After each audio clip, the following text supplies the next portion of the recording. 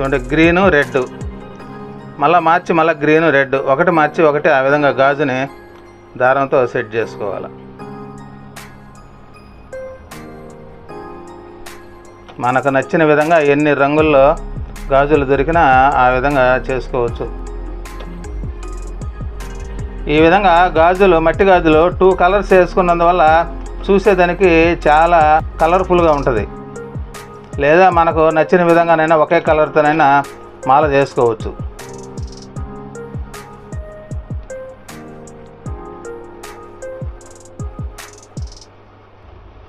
ఈ విధంగా అల్లుకొని అమ్మవారిని అలంకరించుకోవచ్చు.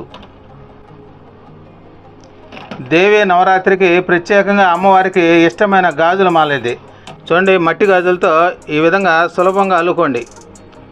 మనకు ఎంత మాల కావాలనో అంత మాల ఆ విధంగా అల్లుకోవాలి.